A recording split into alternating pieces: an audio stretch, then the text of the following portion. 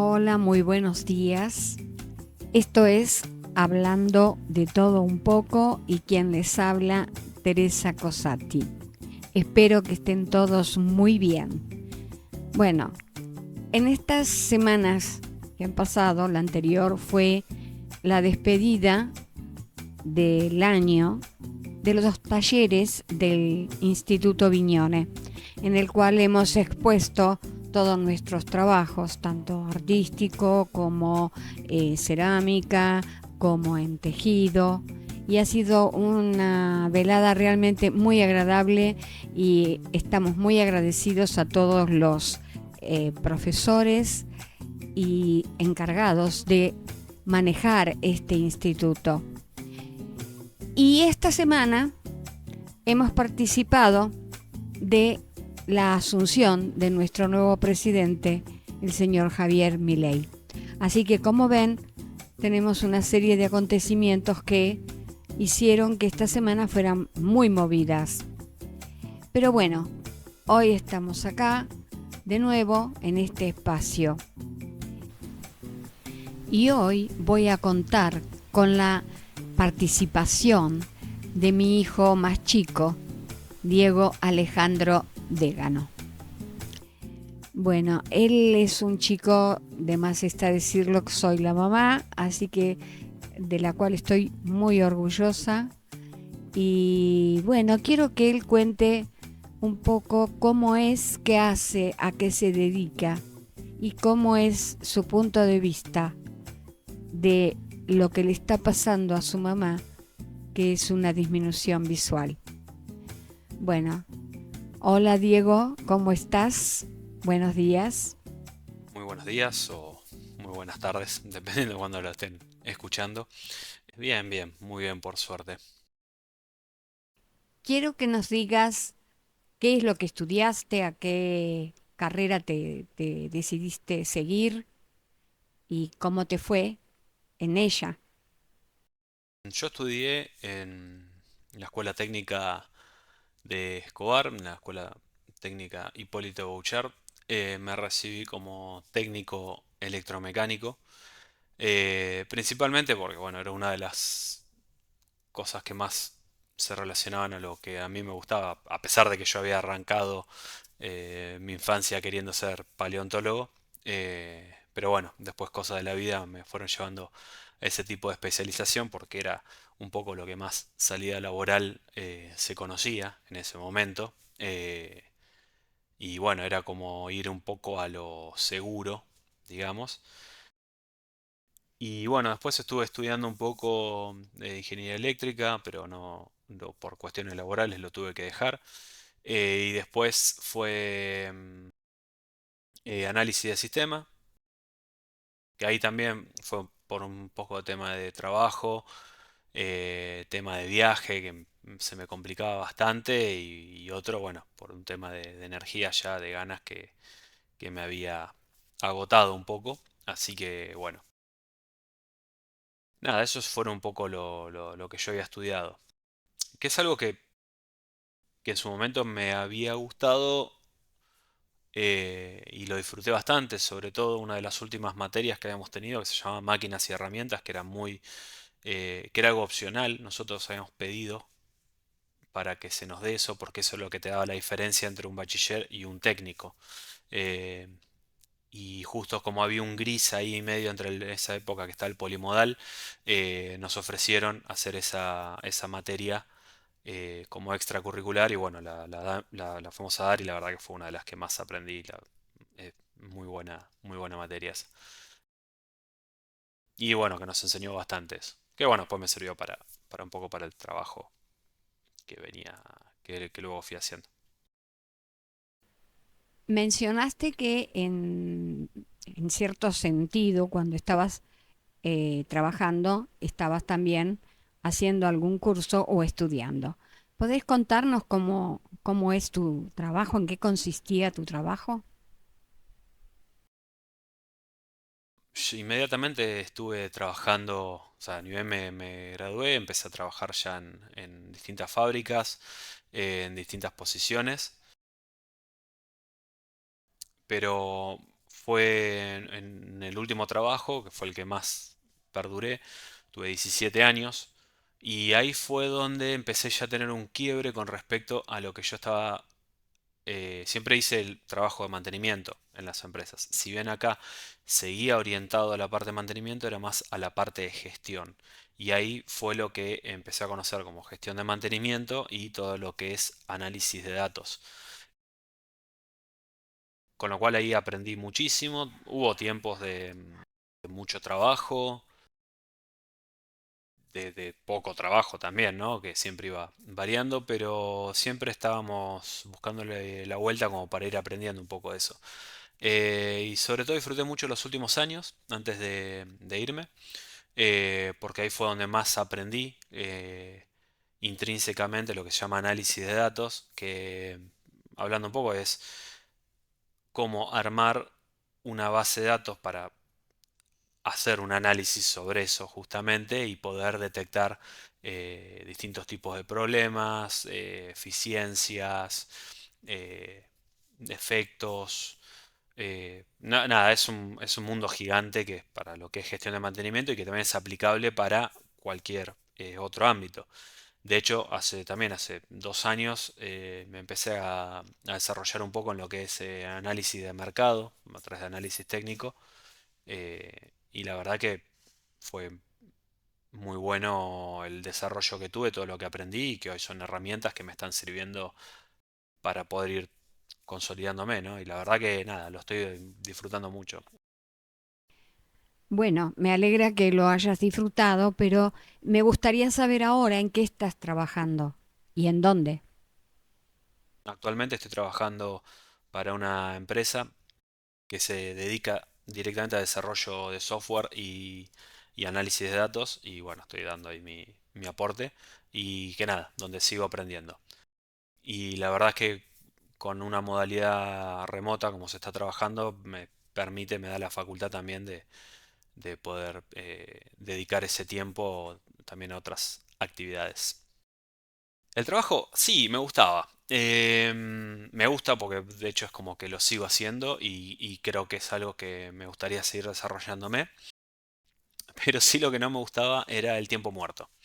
El tiempo muerto que había a veces entre trabajos, entre confirmaciones, a veces eran reuniones, que eran constantemente muchas veces, y en las reuniones que no se llegaba a nada. Después el tema del viaje, porque yo tenía cerca de 2 horas de viaje por día, y lo cual era bastante agotador, y sobre todo que consumía tiempo. Entonces tenía ese problema de que yo me terminaba cansando bastante con eso. Y después eran también, justamente, eran jornadas de 9 horas y donde de las 9 horas a veces estabas 3 horas que no había nada para hacer, porque a veces se esperaba por una reunión, se postergaba y tenías que estar esperando para alguna confirmación de algún trabajo. Y después, bueno, una parte más ya, que eso es algo más personal, ¿no? Y creo que le pasa a muchas personas, que es cuando vos tenés arriba gente que no tiene un buen liderazgo, una buena decisión, y los que estábamos abajo es como que pagamos un poco esas consecuencias, y eso era algo que terminaba siendo bastante frustrante. Pero bueno, uno tendría que haber tenido la mentalidad también de decir, bueno, voy, cumplo mi horario y cobro y listo, pero no, yo no. Imagino, sí, que para una persona que como vos tiene una mente bastante activa, muy activa, porque estás abierto a aprender, que al final es lo que todos buscamos, aprender y seguir aprendiendo, incorporar conocimientos, incorporar experiencias, el estar a veces con esos tiempos libres o tiempos muertos es frustrante. Entonces termina uno cansándose de lo que está haciendo y busca otra cosa, algo diferente. No es sola la parte remunerativa. Hubo mucho tiempo donde creí que era así. La realidad es decir, bueno, listo, estaba resignado a eso, pero nada, después cosas de la vida me fueron llevando a conocer de que no, que hay mucho más. Y una gran frase que escuché, va, que leí, uno no tiene que trabajar por el dinero, sino tiene que trabajar para aprender. Sé que no todos lo pueden hacer, es algo realmente difícil, sobre todo en este país, pero creo que yo de a poco lo pude ir logrando eso. Pero bueno, es ir tomando decisiones difíciles y sacrificando bastante, ¿no? También para poder llegar a eso. Pero bueno, la verdad es que hoy por hoy estoy disfrutando mucho el trabajo que estoy haciendo. Bueno, de eso yo sé un poco también porque con mi problema visual tuve que dejar atrás las cosas que yo hacía antes y empezar de vuelta, o sea, empezar a aprender de vuelta cosas que tuvieran que ver con lo artístico, pero diferentes a lo que yo hacía. Así que comprendo y sé lo que es, de lo que estás hablando, y nosotros siempre estamos dispuestos a aprender. Pero además de eso, uno tiene que tener otra actividad que haga como un cable a tierra, como un despejarme de una actividad que, si bien te gusta, hay algunas otras cosas que también te gustan y quiero que me hables de ellas. Por ejemplo, si tenés algún hobby.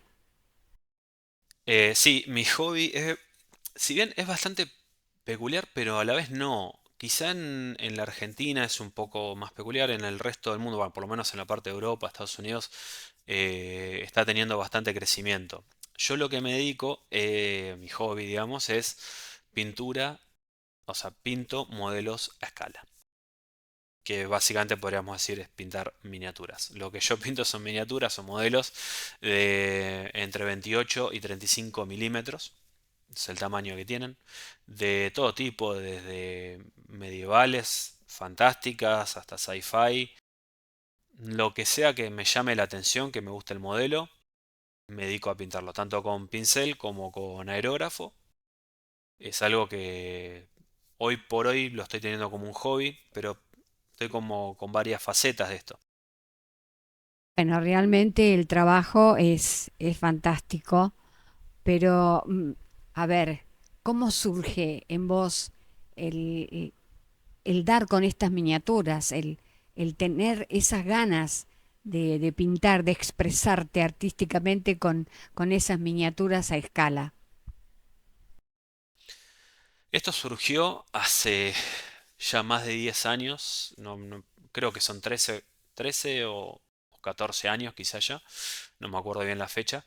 Había empezado por algo que llaman los juegos de rol. Un juego de rol es un juego donde uno se usa mucho papel y lápiz, donde uno interpreta a un personaje, puede ser dentro de un mundo fantástico y uno puede ser un caballero o un brujo o lo que quieras básicamente, y donde hay uno, se juega con varias personas obviamente, y donde hay una de las personas que hace lo que se llama un master, que es el que te va contando toda la historia, te va poniendo el setting del lugar y te va contando todas las cosas que van pasando y que cada jugador con su personaje que crea tiene que ir tomando decisiones. Lo que genera esto es que es un poder imaginativo tremendo y además que hay mucha libertad, ¿no? A lo que cada jugador quiera hacer. Y obviamente también la habilidad del máster en cómo te vaya narrando la historia y que cómo lo vaya diversificando eso. Pero, ¿qué pasa? Hay una particularidad. A algunos jugadores de rol les gusta usar miniaturas. Yo, por ejemplo, las primeras miniaturas que me había comprado fueron del Señor de los Anillos, que es una saga que a mí me fascinó siempre y que me hice muy, muy fan de eso. Y bueno, cuando vi los modelos me encantaron y en el set que se compraba te venían las miniaturas en plástico y unos potes de pintura. Yo jamás había pintado una miniatura, nada, excepto por ahí en ayudar en algo que hacíamos cuando estábamos con la feria artesanal, que eran las piezas de yeso, que ahí fue donde, por ahí fue lo primero que me metí en eso, pero muy, muy de costado, no estaba muy metido ahí en ese entonces. Pero bueno, fue a raíz de eso que me empecé a meter con esto.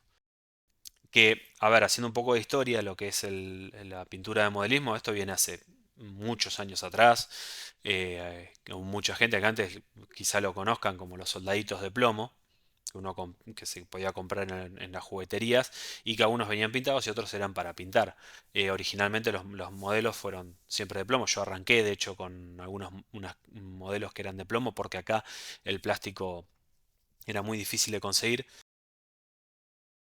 y casi todos teníamos plomo. Y bueno, yo había arrancado con este set y con eso fui arrancando. Que después fui conociendo algún otro juego que era como por ejemplo Warhammer, que ya era algo a mayor escala, donde era todo un ejército que uno tenía que pintar. Estamos hablando de 150, 200 minis. Y hubo un día que un amigo vino y me dijo, che, ¿me pintas esto? Yo le dije, bueno, dale, sí. Bueno, después decime cuánto te debo. ¿Cuánto te debo? ¿Cuánto me debes de Kelio? Y bola, tú, cobrame, o sea, esto. Y yo dije, pará, ¿me van a pagar por hacer algo que me gusta? Dije yo. O sea, ahí fue cuando fue medio raro. Esto habrá sido hace 10 años más o menos. Y así fue como surgió mi primer cliente, digamos. Y fue bastante asombroso porque después se fue como haciendo un boca en boca, después empecé a utilizar redes sociales para impulsarme un poco más, a darme a conocer y nada, terminé haciendo trabajos para gente de afuera del país, compitiendo también, hay un montón de competencias que se van haciendo y nada, gracias a este hobby también conocí maravillosas personas que hoy llamo amigos, porque es todo un hobby que se comparte en todos lados y la verdad que está muy bueno. La verdad es que yo conozco eh, casi todo el historial de tu progreso como artista en esta actividad. He admirado mucho los trabajos que haces y el esfuerzo visual que eso requiere, porque son miniaturas muy chiquitas. Y lo que me alegra saber es que no es una actividad solitaria, sino que te permite la posibilidad de sociabilizar, que eso también es importante en una actividad que parece ser solitaria. Pero bueno, vos la tenés y la compartís. Eso es lo importante. Y decime, ¿la tomás como una especie de actividad comercial con fines de lucro? ¿O es solamente la faceta artística nada más? Hoy por hoy lo estoy llevando más a nivel hobby, no estoy tanto en la beta ni competitiva ni comercial, digamos. Ahora corté un poco porque lo quiero volver a disfrutar. Me pasó un poco de tener esto lo que llama el burnout, de estar quemado eh, con tanto trabajo que estaba teniendo, así que nada, decidí cortarlo para disfrutarlo como un hobby. Las piezas sobre las cuales vos trabajás o pintás, que son miniaturas, ¿se hacen acá en el país? ¿O cómo las conseguís? ¿De dónde las traes? Las piezas que pinto, sí, en la mayoría son importadas. Hay muy pocos productores y los pocos productores que hay, la verdad, hacia a nivel nacional, tienen muy pocos recursos como para poder dedicarse a eso. Entonces tienen este problema de que al no conseguir insumos, hoy con el tema de las impresiones 3D le da un poco más de chance a que haya más oportunidad de creadores de este tipo de contenido, pero sin embargo está bastante complicado. Así que la mayoría viene de afuera. Justamente a través de las impresiones 3D y la gente que hay, yo conozco de hecho un par de chicos que diseñan inclusive los modelos con programas que están haciendo. Pero también tengo un amigo mío, por ejemplo, ahora hace un montón que no hablo con él, que es un modelador. O sea, él modela a mano, no hace nada de modelo 3D, ni imprime nada. Él lo hace, esculpe a mano el trabajo de principio a fin. Y es una bestialidad lo que hace, pero obviamente lleva muchísimo tiempo y su trabajo es mucho más artesanal. De nuevo, él no lo está haciendo por un carácter comercial, lo hace solamente por el arte y por tanto lo respeto eso.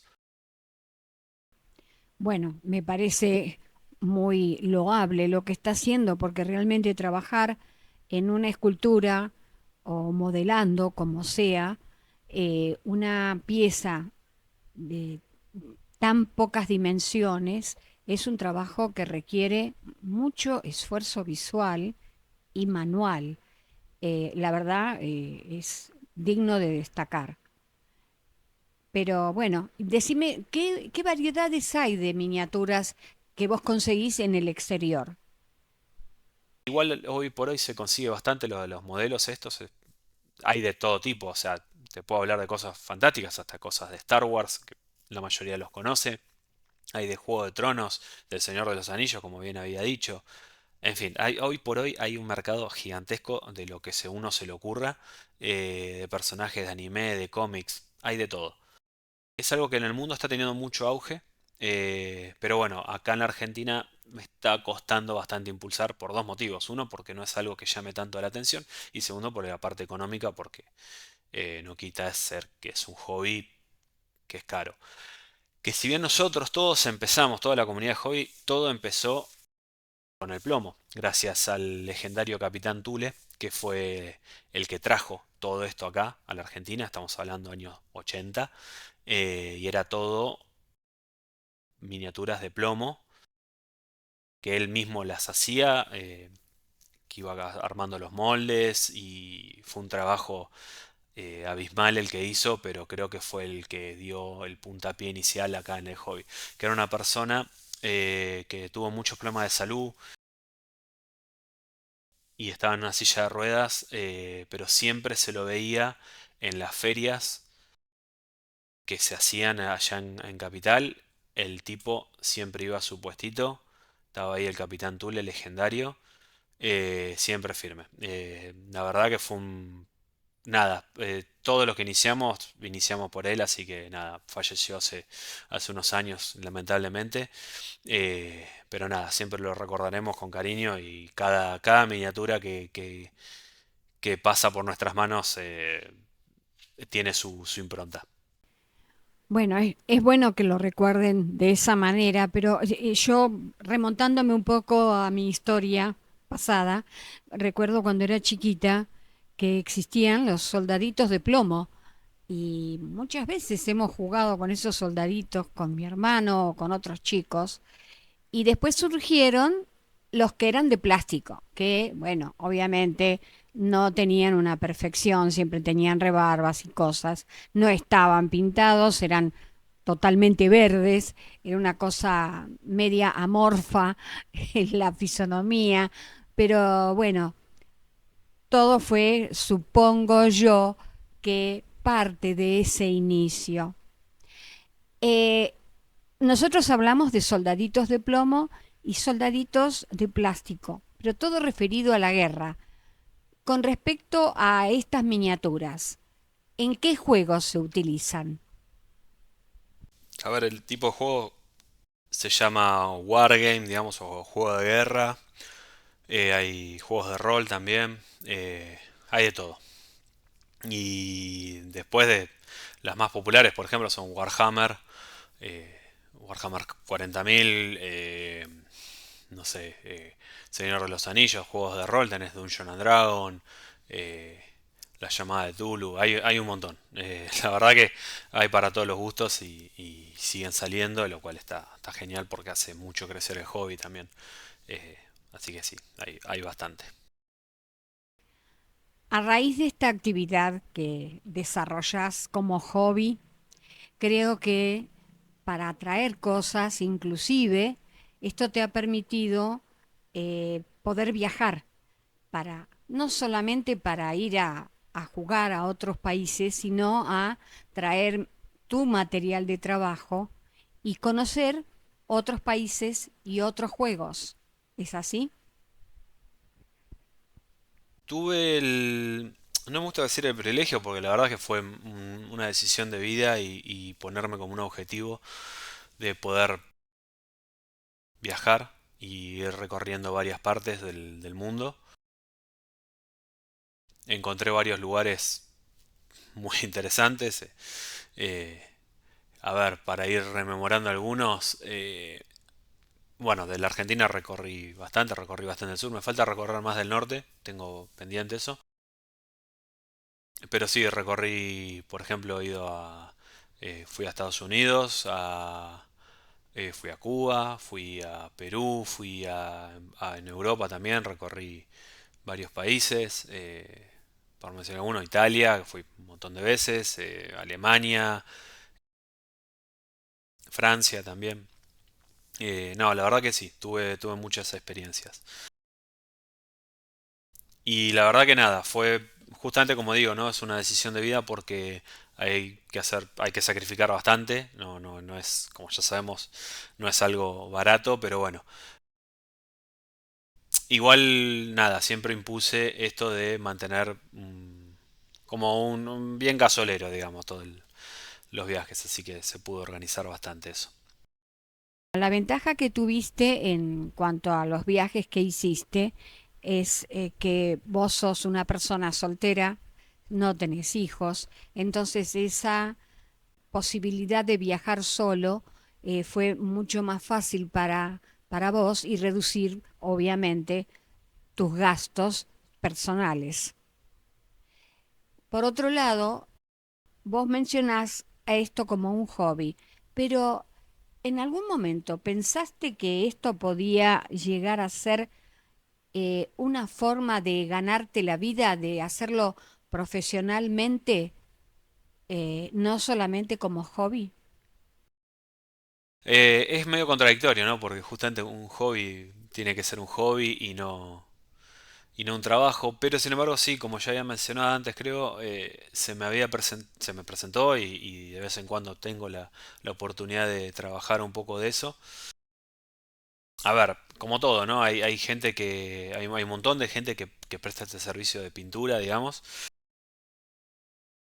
y le va muy bien, le va muy bien. Por ahí están trabajando justo para empresas que están desarrollando un juego de mesa o algo y se convierte en un pintor de catálogo, se le llama, que es tipo pintar sus modelos y los presentan y bueno, las empresas les pagan por ese servicio.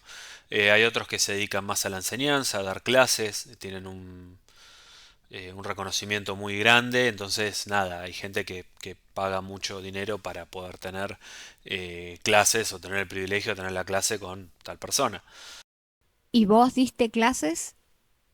Yo tuve el placer de haber dado clases y de haber trabajado un poco hacia lo que se llama comisión por encargo. ¿Se puede vivir de ello?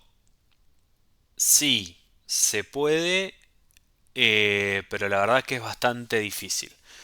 Hay muchas razones por las cuales no se podría.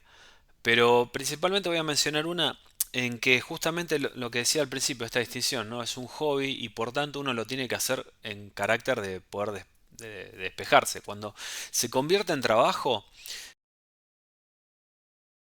ahí ya pasa a otro nivel. Entonces ya se convierte en una responsabilidad, la parte artística se deja de lado porque depende mucho de lo que quiera el cliente, de lo cuánto uno puede hacer valer ese tiempo que está invirtiendo en pintura. Entonces es bastante complicado. Así que la verdad que sí, es complejo.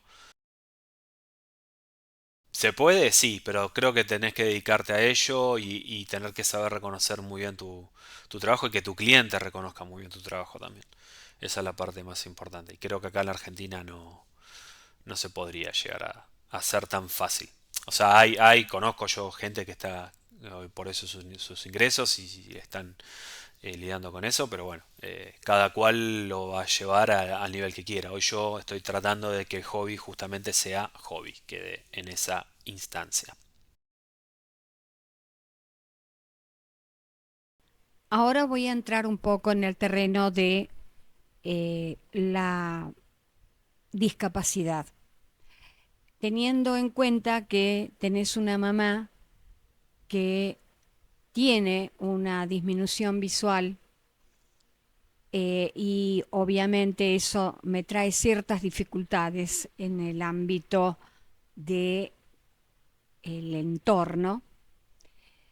Me gustaría saber si vos tuviste oportunidad en tus viajes de justamente al tener esta referencia, ver cómo se manejan en otros países con los discapacitados, cuál es la actitud, cuál es el entorno en el que se mueven.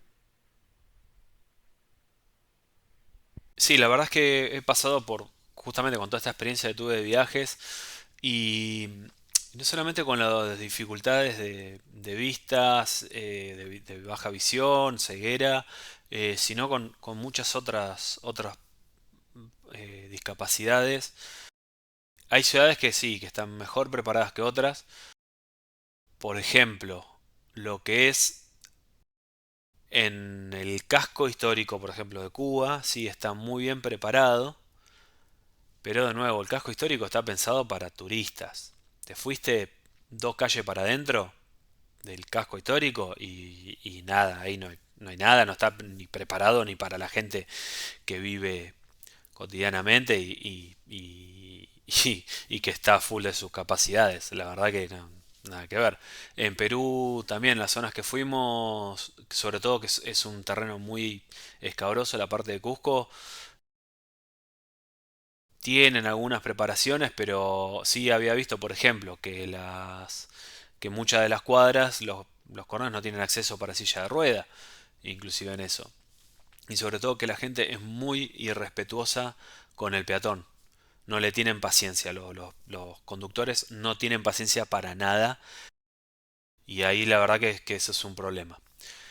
En Estados Unidos fui a Nueva York y creo que fue la ciudad que más preparada está, sobre todo para gente disminuida visual o ciega, porque tenés en todas las señalizaciones eh, marcadores en braille, tenés guías en las sendas peatonales y en las veredas para los bastones, para no videntes. Cada semáforo está bien señalizado y comunicado por vía verbal.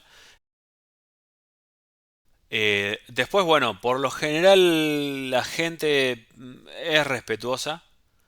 Pero nada, ahí es más metrópolis, es más ciudad y bueno, ahí te encontrás de todo. Ahora, si me vengo para acá, para el lado de Europa, en Italia, por ejemplo, sí, hay ciudades que están mejores preparadas que otras. Acá Garda está muy bien preparado. Actualmente estoy en Riva del Garda. Pero nada, de nuevo, es una ciudad turística así, y está muy bien organizada. Pero una de las cosas que tienen es que es el apoyo de la gente que hay con eso. Es muy respetuosa. Acá los autos siempre te van a dejar pasar. Es más, hasta si uno se queda esperando a ver qué va a hacer el auto, medio como que te hacen señas diciendo, dale, pasá, ¿viste? No se escuchan bocinas nunca. Entonces, hay mucho sentido del respeto. eh, por acá a todo, ¿no? Por todo tipo de personas en la condición que esté. La verdad que es otro tipo de cultura y otro tipo de enseñanza. Muy interesante lo que acabas de contar, que tus experiencias en distintos lugares te permitió observar las distintas problemáticas de cada zona para con discapacitados, ya sea visuales o motrices. Pero bueno, vos ahora no estás acá en Argentina, no estás al lado mío, estás en Italia. Y me gustaría que me contaras si pudiste tener algún contacto con alguna persona que tuviera alguna discapacidad. Me refiero a motriz o visual. Hablé con unos vecinos por acá. Hay una señora que tiene un problema en las piernas y se le complica bastante para movilizarse.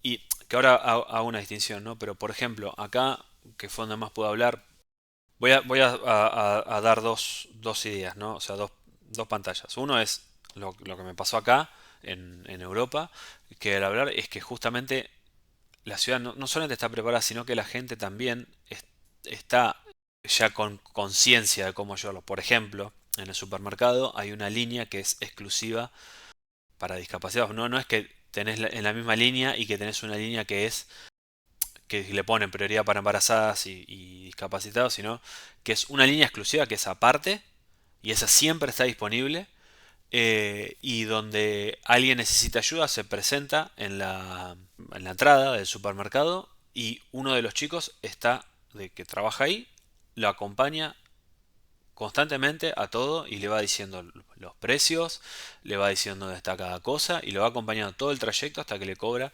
y lo ayuda en todo lo que necesita. Y si necesitan que se lo lleven a la casa, el muchacho va y se lo lleva hasta la casa para que no tenga que hacer esfuerzo ni se le complique, nada. Después también,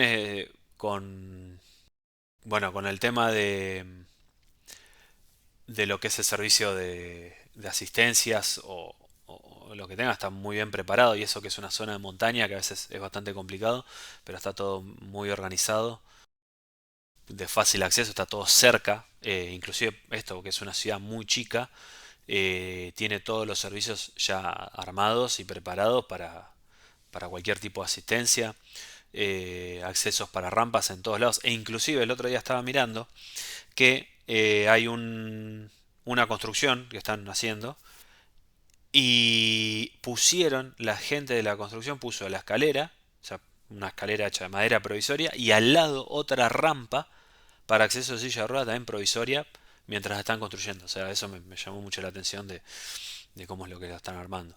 Y bueno, eso lo que fui hablando con la gente es que nada, justamente todo ese tipo de preparación, de esa antelación que tienen, le da mucha tranquilidad, mucha seguridad para poder desenvolverse. Ahora, yo si por ejemplo me voy a otra parte del mundo, fue justamente en Cuba que había hablado con un señor que tenía arriba de 60 años, era taxista y también era cirujano. Él estaba trabajando en la parte de- del hospital y tenía que estar 12 horas arriba de un taxi y después eran 6 horas que estaba trabajando en en la clínica. Así que nada, y ahí, que había hablado con él y decía, me lo resumió muy fácil, dice, uno no tiene tiempo de enfermarse, decía. Pero sí decía, como, si uno se tiene que atender, sí, el servicio es excelente, pero la verdad es que decía, no te conviene enfermarte porque perdés días de trabajo y es día que tenés el ingreso, así que habla un poco, ¿no?, de las disparidades que hay en el mundo. ¿Cómo es el trato de una persona normovisual o normal con un discapacitado, sea motriz o disminuido visual o ciego? No, el trato la verdad es que con la gente no, súper respetuoso. De nuevo, no es que vas a ver a alguien que por lo menos no, nunca me he cruzado, he visto, gente que maltrate o que ignore por lo menos. Sí, por ahí, está el tema de que algunos son más indiferentes que otros, pero muy raro. No recuerdo yo haber visto a alguien que haya sido discriminado por algún tipo de discapacidad o problemas, visuales. Pero sí, bueno, obviamente siempre hay mucha ayuda. De hecho, la mayoría de las veces es como que si ven a una persona que está disminuido visual o ciego, siempre se le da como la atención prioritaria.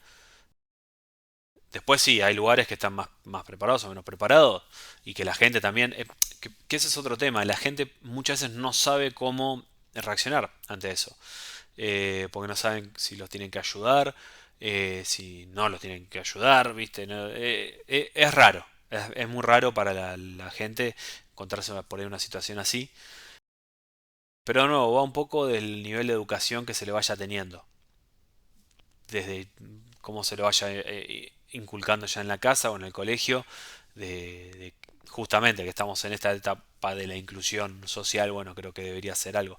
Lo mismo con una persona sorda o de baja audición que tiene, problemas también muy particular y y se tiene que manejar de cierta forma. Y hay mucha gente que no lo sabe, pero bueno, de nuevo, es parte de la cultura que vaya creciendo, que se va a ir dando un poco mejor.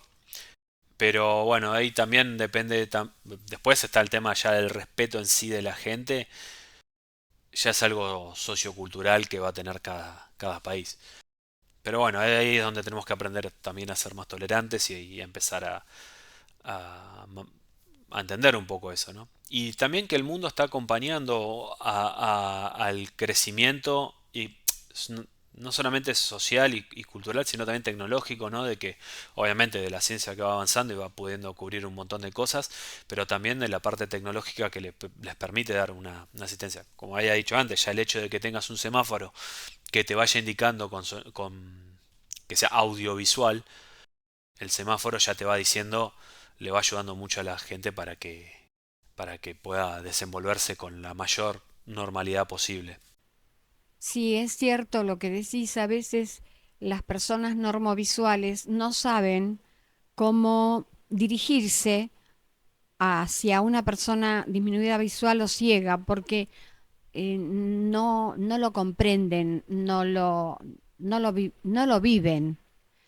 Lo importante es, como vos decís, sí, en los colegios dar un tipo de enseñanza, inclusive hay colegios integradores que me parecen que está bien que lo hagan, y la otra parte nos corresponde un poco a nosotros, que somos las personas interesadas, o sea, disminuidos visuales y ciegos, que tenemos que justamente difundir este tipo de cosas para que la gente sepa cómo dirigirse hacia una persona que no es igual a él, pero que es pensante, es parlante, sabe pensar, sabe hablar, puede hablar con los demás de cualquier tema.